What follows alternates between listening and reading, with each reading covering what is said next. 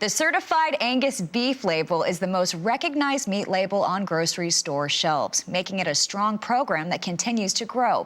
RFD-TV's Janet Atkinson reports from the 2016 American Angus Convention in Indianapolis.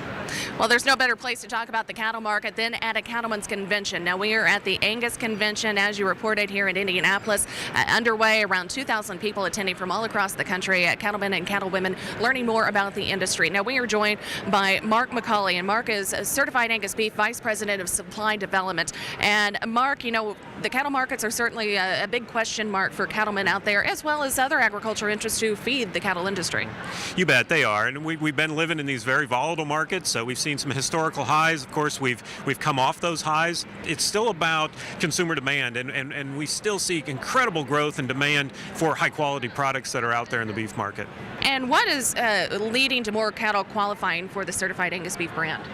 Yeah, we've seen historically high acceptance rates this year, and that's largely due to better genetics. So we've seen ranchers and cattlemen that have a very high focus on hitting those high quality dollars that are out there in the market, and so they're designing their genetics to do that. They're using registered Angus cattle with a focus on marbling in particular, and so we've seen, just as a whole, better genetics in our marketplace. Of course, we've also seen some very intentional management of those genetics at the feed yard level to make sure that we get the full genetic potential of those animals. And all of those things combined have led to some historically high grading and historically high brand acceptance rates. But maybe what's most exciting is what we're starting to see is continued value-based marketing systems for feeder cattle. As feeder cattle supplies were incredibly tight over the last few years, we've seen a little bit of a compression in value, meaning they're all worth a lot of money.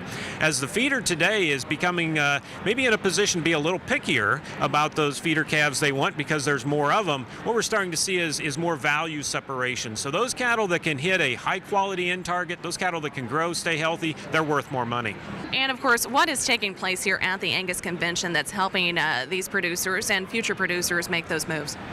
It's just education and networking. You know, we're in an era where there's so much information coming at us, and technology's changing so fast. It's hard to keep up. And so opportunities like this to come together and hear from experts in their field and talk with other cattlemen and other producers from maybe their area or different areas, and learning from their successes and maybe failures, boy, that it's maybe more valuable than ever before. And so, you know, I think it's just a great opportunity for cattlemen to leave here, getting all their questions answered, going back to make their operations more profitable.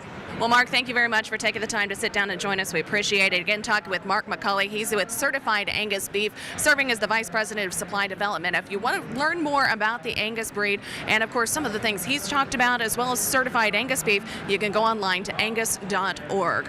Well, on the road in Indianapolis, I'm Janet Atkinson, RFD-TV News. Thank you, Janet. The 133rd Annual American Angus Convention of Delegates is underway this morning. Delegates representing each state will elect 5 new directors and a president and chairman of the board, and a vice president and vice chairman of the board.